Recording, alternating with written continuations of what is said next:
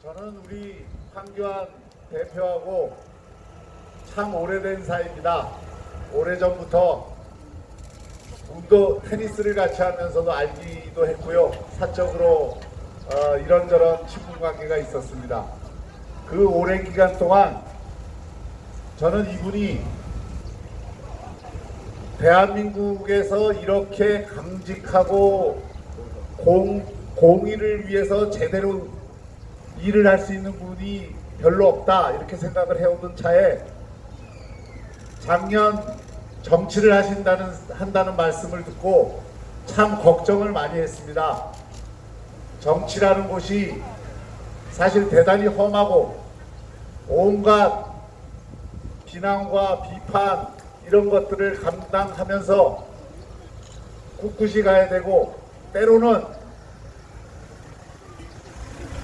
이런저런 거짓말도 해야 할지 모르고 또 여러가지 정치공학적인 일도 해야 될지 모르는데 과연 이분이 그런 일을 제대로 감당할 수 있을까 하는 걱정을 했던 것도 사실입니다.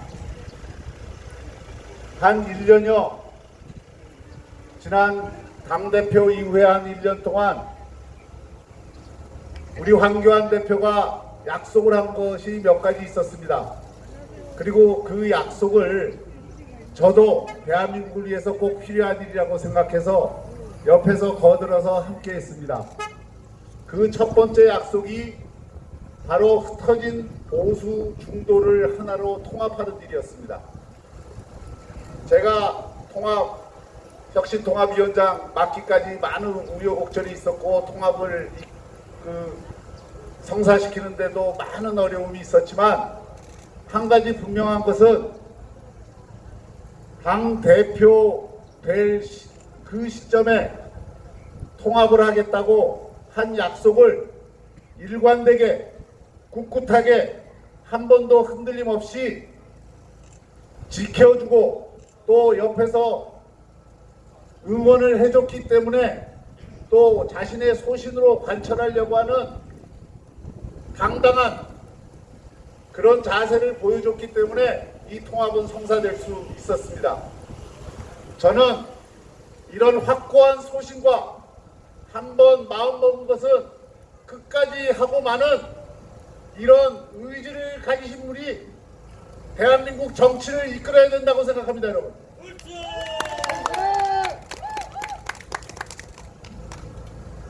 누구처럼 여기서는 이 말하고 저기서는 저 말하고 말은 그럴듯한데 가만히 뜯어보면 둥그런 네모처럼 이것도 아니고 저것도 아니고 마치 기름 바른 공처럼 이리저리 빠져가는 말로 사람들에게 이미지 관리만 하고 좋은 사람 인상만 남기려고 하고 이런 분이 과연 진정성 있는 지도자인지 욕을 먹더라도 해야 될 일을 분명히 설정하고 온갖 고난이 있더라도 그 결과를 이루어내는 그런 사람이 진정한 지도자인지 여러분 어떤 사람이 진정한 지도자입니까? 황교안! 저는 황교안 대표 이번 총선에서 반드시 끝에 가면 확 판을 뒤집어서 이거 종로로부터 시작해서 서울에서 시작해서 충청에서 시작해서 부산까지 또 저기 제주도까지 핑크 선거혁명을 처음부터 뜻을 확고하게 가졌기 때문에 그 뜻을 실현하고야 말 것이라고 분명하게 여러분들에게 말씀드립니다. 많은 분들이 이곳 종로가 어렵다고 합니다. 저는 종로 어렵지 않다고 생각을 합니다. 지금 밑바닥에서부터 지난 3년 이 문재인 정권 3년의 실정을 심판하자고 하는 또 거기에 대해서 회초리를 들어야 한다고 하는 여론이 밑바닥부터 쭉 확산되기 시작해서 지금 이번 주말을 거치면 우리의 지지층들이 투표장으로 몰려 나오고 4월 15일에는 확고하게 정권을, 이 문재인 정권 3년에 대해서 회초리를 들고 이 코로나 위기를 극복할 수 있는 유일한 대한정당이 미래통합당임을 온 국민들이 알고 지지해주고 승리로 이끌어 주실 것이라고 확고하게 믿습니다, 여러분.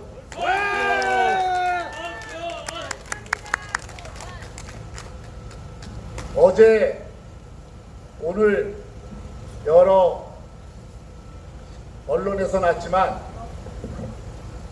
이 정부 잘못한 것 중에 여러 개가 있습니다만은 제가 TV 토론에 나가서 이런 이야기를 했습니다.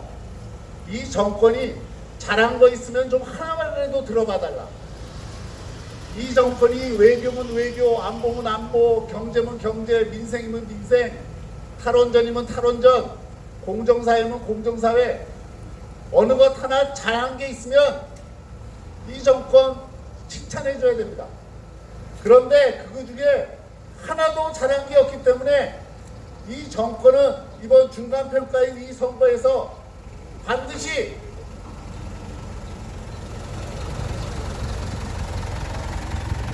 그에 합당한 점수를 받아야 된다고 생각하시는데 여러분들 어떻게 생각하십니까?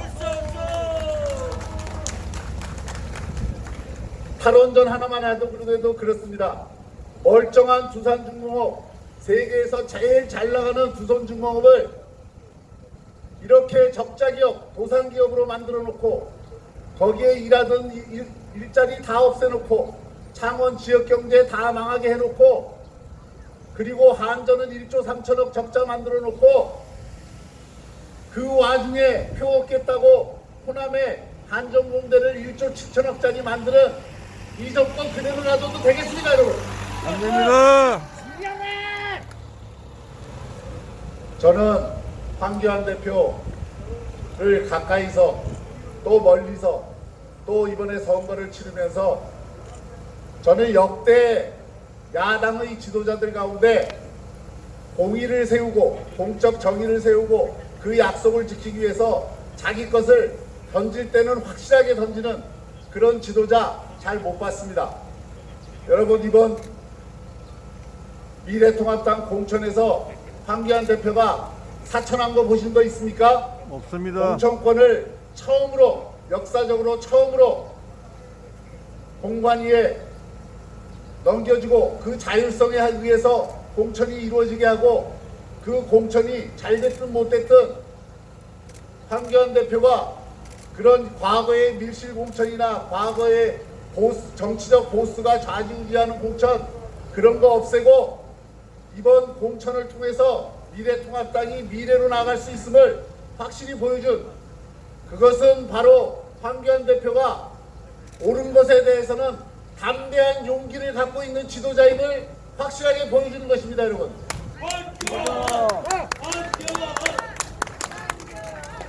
그런데 여기에 나온 민주당의 이낙연 후보는 어떻습니까? 그런 진정성을 갖고 있습니까? 지도자가 옳은 건 옳다 그러고 그른 건 그러다 그래야지 옳은 것도 아니고 그른 것도 아니고 조국을 물으면 조국이 옳은 것 같기도 하고 그른 것 같기도 하고 검찰개혁이 옳은 것 같기도 하고 그른 것 같기도 하고 이런 식으로 기름 바른 곰처럼 계속 빠져나가는 이런 지도자가 과연 진정성이 있고 담대한 용기를 갖고 나라를 미래로 이끌 수 있겠습니까, 여러분? 아니요. 여러분은 이번에 선택을 하셔야 됩니다. 대한민국을 정말 이 어려운 조건에서 구하려면 이리저리 눈치 보고 이미지 관리만 하고 좋은 게 좋은 거라는 식으로 늘 빠져나가는, 그래서 담대한 용기를 한 번도 보여주지 못하고 지난 3년 문재인 정권 실정에 같은 책임을 지고 있으면서 오로지 그 3년 동안 이미지 관리만 했던 그런 지도자를 뽑을 것인지, 아니면 공적 정의를 세우고 그 정의에 따르는 여러 가지 어려움이 있더라도 어떤 어려움이 있더라도 그것을 결과로 만들어내는 그런 신념을 가지고 또 정직하게 목표를 향해서 달려가는 담대한 용기를 가진 지도자를 뽑을 것인지 종로구 주민들이 선택을 해주셔야 됩니다, 여러분. 황교안! 결국 이번 총선은 위선과 가식 그리고 정직과 미래 어떤 것을 선택하느냐, 이 선거라고 저는 생각을 합니다. 이 정권 위선과 가식 정말 너무 많이 봐왔습니다. 굳이 다시 얘기하지 않겠습니다. 작년 이 문재인 대통령이 취임사에서 기회는 평등하고 과정은 공정하고 결과는 정의로울 것이다, 이렇게 얘기했지만 기회가 평등했습니까? 조국 장관을 임명할 때 모든 사람들이 어떻게 저런 사람을 장관으로 임명하느냐, 온 세상을 난리로 이끌 지난 가을에 조국 장관 사건을 통해서 드러난 것은 기회는 아빠 찬스고 과정은 문서 조작이고 결과는 부정 입학이었습니다. 이런 가식과 위선, 이것을 감추려고 또 검찰을 좌지우지해서 검찰 개혁을 한다는 명분으로 검찰 장악을 하는, 또 이번 총선에서 이기면 윤석열 총장 체제를 쳐내기 위해서 공수처법 1호 대상으로 윤석열 총장을 대상으로 삼겠다는 이 정권이 과연 공정과 정의와 이런 것을 논할 자격이 있습니까, 여러분? 없습니다. 여러분, 조국을 살리시겠습니까? 윤석열을 살리시겠습니까? 윤석열. 조국을 살리시겠습니까? 경제를 살리시겠습니까? 이번 총선이 이 가르마를 이 분명히 타는 선거라는 것을 여러분들께 다시 한번 말씀드립니다. 이 정권의 가장 큰 문제는 진보학자 최장직 교수가 얘기했듯이 이 대한민국의 민주주의 위기를 가져온 것은 지금 집권 진보 세력의 도덕적 파탄에 있다. 이 얘기가 완전히 맞는 말입니다. 저는 민주주의를 얘기하면서 민주주의를 배신하고 정의를 얘기하면서 정의를 배신하고 공정을 얘기하면서 불공정을 달고 다니는 이 위선 정권을 심판하는데 국민들이 이번 총선에서 모두가 달려들어 반드시 한 뜻으로 그 일을 이루어내야 된다고 생각합니다. 황교안 대표의 승리는 종로의 승리일 뿐 아니라 서울의 승리요, 대한민국의 승리요, 대한민국 정의의 승리요, 대한민국이 정직한 사회로 나아가기 위한 그 뜻을 실현하는 그 기폭제이자 계기임을 분명히 말씀드립니다. 이곳 종로에서부터 핑크 선거혁명을 꼭 이루어주시기 바랍니다. 감사합니다. 다시 한번 큰 박수 부탁드립니다. 황교안! 종로 주민 여러분, 종로 구석구석을 누비고 있습니다. 종로의 희망입니다. 대한민국의 희망입니다. 미래통합당 기호 2번 황교안 후보입니다, 여러분. 안녕하세요. 황교안입니다. 이게 더 좋아요?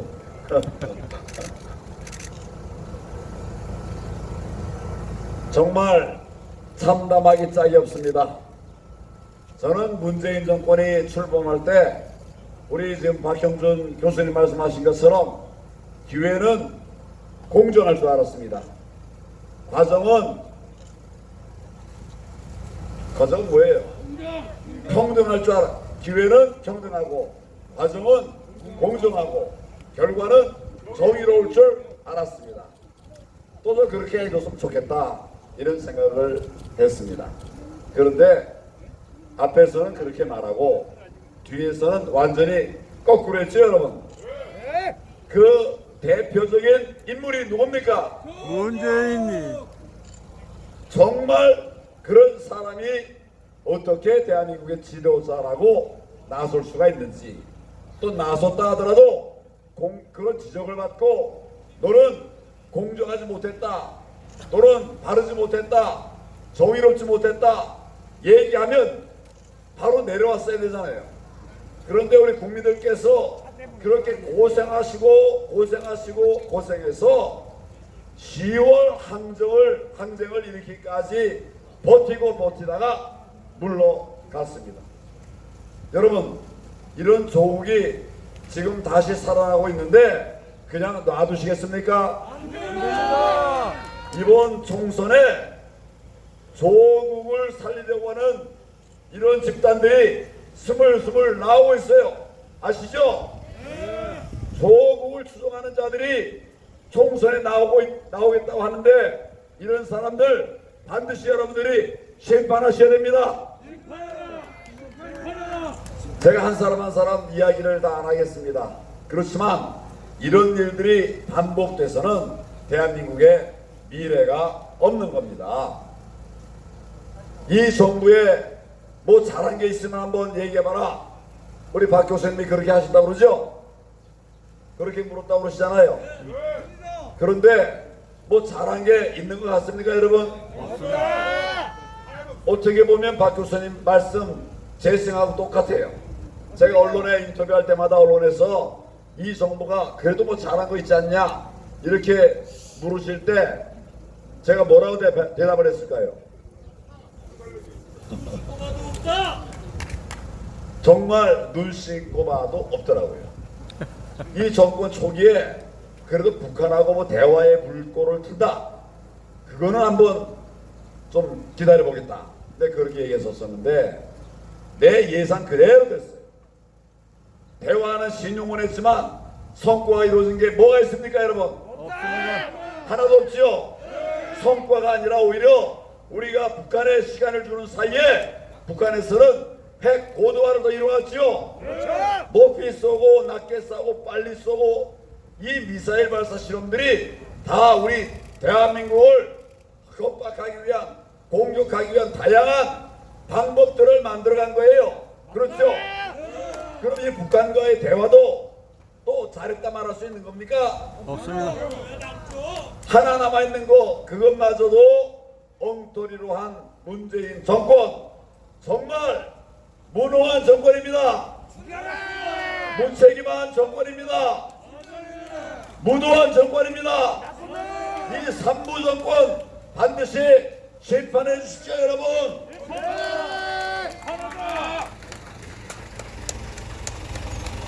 경제 하나 드린 거 제가 말씀 안 드려도 다 아시죠? 경제 폭망했습니다. 또 안보는 어떻습니까? 안보도 정말 완전히 북한의 선의에 기대야만 하는 그런 안보가 되어버렸죠. 북한의 선의에 기대하는 안보가 그게 안보입니까, 여러분? 그걸 안보라고 하면서 대한민국에 평화가 왔다고 그래요. 이런 굴종적인 대국 자세 때문에 우리 국민 여러분들께서 불안하기 짝이 없으시죠? 이런 거 그냥 놔둬도 되겠습니까? 지금 경제도 어렵고 안보도 불안하고 외교는 고립됐죠? 완전히 외톨이죠? 대통령이 누굴 만났다, 또 외교부 장관이 누굴 만났다 제대로 들어보셨습니까? 만나면 가서 망신만 당하오죠? 완전히 왕따 됐습니다. 대한민국이 왜 이리 됐습니까? 누구 때문입니까? 누구 때문입니까, 여러분? 이래놓고 이제 우한 코로나 사태가 나서 국민들이 다 힘들어하시고 어려워하시니까 또 남 탓하는 거예요. 지난 정부에 잘못했다, 뭐 누가 잘못했다, 계속 남 탓하고 있는데 여러분, 우리 경제가 성장률이 2.0% 겨우 턱걸이한 것이 언제입니까? 작년이죠? 코로나 사태 생기기 전입니까? 뒤입니까? 전입니다. 전이죠? 이미 코로나 사태 생기기 전에 우리 경제는 정말 어려운 상태로 내려갔어요. 정말 폭망이라는 말이 정말 그대로 실감이 될 정도로 장렬임이 다 무너졌습니다. 어려웠습니다. 그런데 우리 국민들이 잠깐 코로나 때문에 힘들어하시는 그 텀을 이용해서 또 우리 대한민국 경제 코로나 때문에 어려워졌다. 코로나 파리 아닙니까 여러분? 맞습니다. 늘 남파리, 남의 남파리, 국민파리, 외국파리, 요거 정말 믿을 수 있는 정권입니까? 믿고 맡겨도 됩니까? 안 되죠? 안 되기 때문에 이렇게 갑자기 연락받고도 부랴부랴 여러분 모여서 지금 문재인 정권 심판하자고 여러분 목소리 드높이는 것이죠? 정말 저는 이런 나라가 있나? 우리 민주당을 추종했던 그런 경제학자들 과거에 최근에 한 말이 있어요. 얼마 전에 한 말이 있습니다. 못해도 이렇게 못하냐? 해도 너무 못한다. 그런 기억나십니까? 잘못하면 고치면 될 거 아닙니까? 우리가 경제 고칠 대학, 민부론, 국민이 부자 되는 경제 이론 대통령에 갖다 드렸습니다. 갖다 줬습니다. 청와대에 갖다 줬어요. 그런데 그거 제대로 들춰보긴 했나 모르겠어요. 하나도 반영된 게 없어요. 이렇게 하면 경제 살릴 수 있다. 우리가 그동안 쌓아온 노하우가 있어서 그걸 다 모아가지고 다 정리해서 지금 시점에 맞게 민부론을 갖다가 드렸는데 하나도 바뀐 게 없어요. 소득 주도 성장 바뀐 거 하나도 없고 오히려 더 나빠졌습니다. 세금 주도 성장으로 바뀌었어요. 여러분 요즘 세금 폭탄 때문에 힘드시죠? 소득 주도 성장이 우리에게 고통을 줬는데 이제 엎친 데 덮친 격으로 세금 주도 성장, 세금으로 경제 성장시키겠다 하니 여러분 이거 정말 말이 됩니까? 심판해야 되죠? 그래서 모이셨죠? 이제 심판의 기회가 왔습니다. 4월 15일 총선입니다. 국민의 힘을 총선에 모여서 문재인 정권을 심판해야 됩니다, 여러분.